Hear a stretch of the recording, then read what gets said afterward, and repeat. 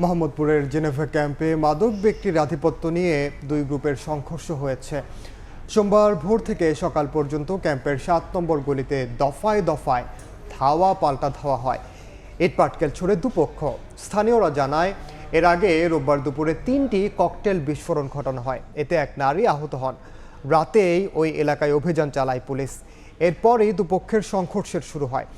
খবর পেয়ে পুলিশ পরিস্থিতি নিয়ন্ত্রণে আনে।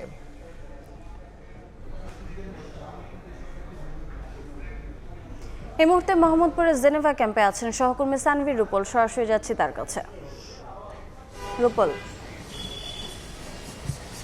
মোহাম্মদপুর একটি আসলে পুরো শহরের মধ্যে একটি আতঙ্কের জায়গা তৈরি করেছে। বিশেষ করে ৫ আগস্টের পরে থেকে দিন দুপুর রাত সবসময় যেন আতঙ্ক বিরাজ করে, এবং সেই আতঙ্কের আরেকটি জায়গা হচ্ছে জেনেভা ক্যাম্প। এবং সেই জেনেভা ক্যাম্পে গতকাল মধ্যরাত এবং আজকে ভোর রাত এবং আজকে সকাল পর্যন্ত দফায় দফায় সংঘর্ষ চলেছে দুই গ্রুপের মধ্যে।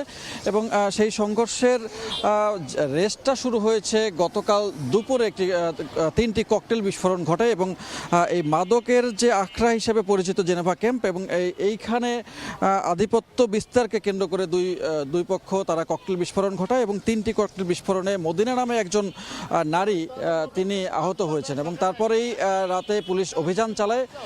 সেই অভিযানের পরে আবারও তারা আধিপত্য নিয়ে দুই পক্ষ সংঘর্ষে জড়িয়ে পড়ে, ইটপাটকেল নিক্ষেপ করে, এবং তাদের হাতে দেশীয় অস্ত্রও দেখা যায়। এবং এটি আসলে নতুন কোনো ঘটনা নয়। গত কয়েক মাসের মধ্যেই এরকম দফায় দফায় ককটেল বিস্ফোরণের ঘটনা ঘটেছে, দুই পক্ষের সংঘর্ষ হয়েছে।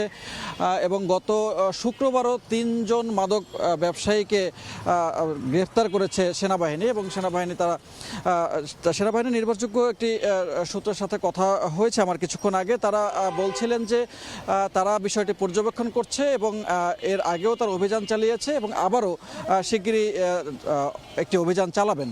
এবং মাদক নিয়ন্ত্রণকে কেন্দ্র করে এই এলাকায় বারবারই যে ঘটনাগুলো ঘটছে, তাদের বেশ কিছু ফুটেজ সেনাবাহিনীর হাতে আছে, এবং সেই সেনাবাহিনীর সেই ফুটেজগুলো পর্যবেক্ষণ করছে, এবং সেই ফুটেজগুলো পর্যবেক্ষণ করে এবং তাদের নিজস্ব যে সোর্স আছে সেগুলো যাচাই বাছাই করে তারা এই অভিযানটি পরিচালনা করবে।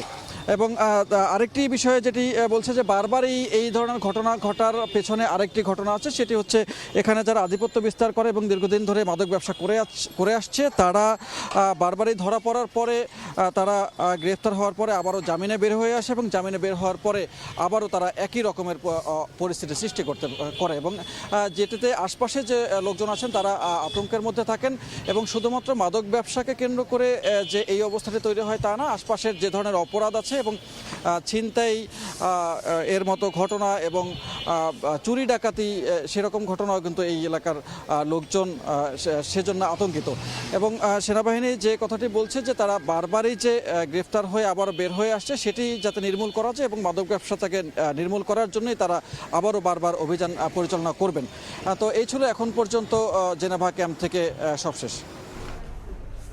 সরাসরি যুক্ত ছিলাম মোহাম্মদপুরে।